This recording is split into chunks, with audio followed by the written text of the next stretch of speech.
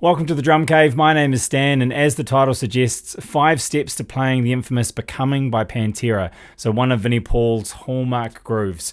Before we get into it though, I just need to make a coffee, so let's do that.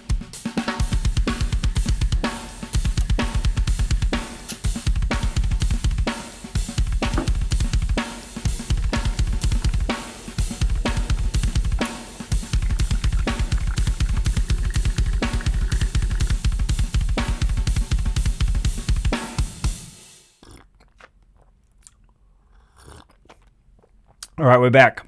Okay, so Vinnie Pauls' Becoming by Pantera. Certainly one of his more infamous grooves and definitely one of his hardest grooves. Now, I'm not a metal drummer by any means, nor do I claim to be, but some of my favourite moments in music is metal, so anything that Thomas Harker has done with Meshuggah, Chris Penny, the original drummer from Dillinger Escape Plan, I love what he did. More recently, anything that Chris Turner does, I'm a huge fan of as well, and certainly anything that Vinnie Paul does, okay? So, apparently as the story goes, Vinnie stopped playing this live after he was 35 years old. So he struggled with it live from 35 onwards. Now, Pantera ended when he was 39, so there was a 4-year period where he stopped playing this live. I can't verify that, but knowing how hard the part is and then thinking of it in terms of, say you're doing 200 shows, you're halfway through that, it's like a 10-month run, and you're playing this song every night in the middle of a 2-hour set, I can definitely see how it would be very hard to execute perfectly every single time. I mean, even when you come in fresh and play this groove, it's pretty challenging. And I do think that there's possibly a psychological element to this as well. I don't know if you've experienced this, but I certainly have. When you get fixated on certain parts of your playing live and you just can't move past it,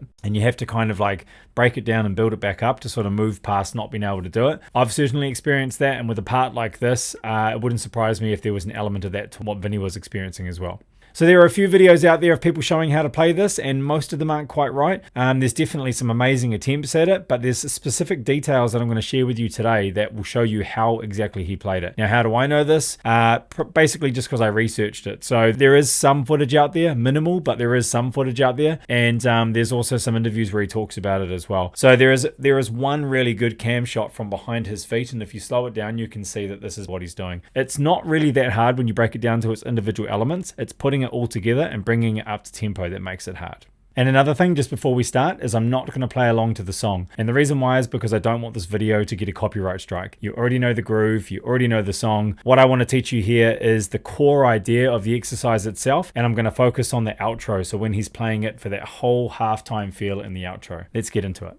So, step 1, and probably one of the most important things to know about this groove. This is a left foot lead double pattern, alright? So you need to get your left foot lead up to scratch. So what we're going to do is start with a simple exercise where we're just playing 1/8 notes, left foot lead, like this.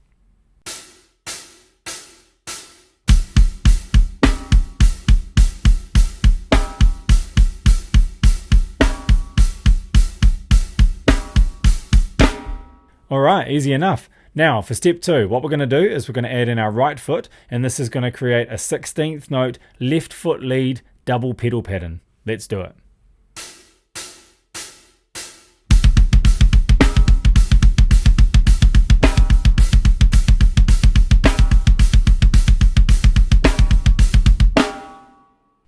Okay, we're getting somewhere. So what I want to do for step 3 is move away from the double pedal for a sec and focus on what the right foot is doing. This is arguably the hardest step as it requires a really strong single kick. So what we're going to do is we're just simply going to switch between 16th notes and 16th note triplets, and we're just going to create a pattern on that, okay? We're just going to do it over and over and over again, and it's going to sound like this.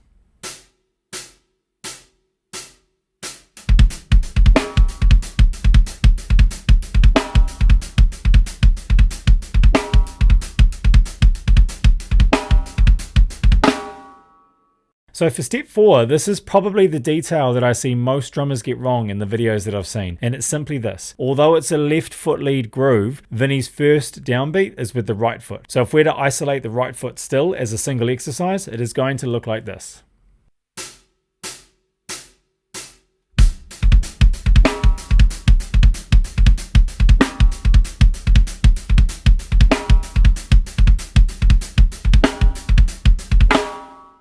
And now for step 5, all we need to do is bring all those components together, start them at a moderate tempo, and it will sound like this.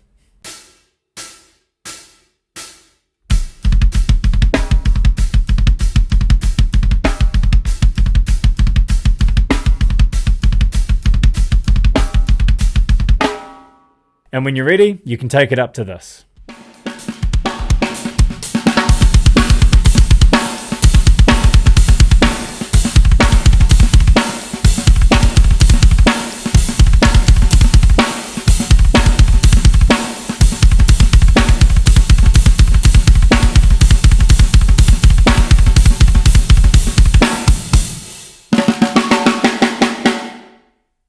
And there we have it, 5 steps to Vinnie Pauls' infamous Becoming by Pantera. Now, even if you're not a Pantera fan, this is still an amazing exercise to work on its own, basically because it strengthens your weaker side or your less dominant side. So take every step, work on it individually, bring them all together, and you'll be away laughing. Now, if you're interested in anything else that I'm up to, head over to my Instagram, so Stan Bicknell, or over to masterminddrummer.com where you can see some of the courses and my free newsletter and anything else that I'm up to. Cheers, I'll see you at the next one.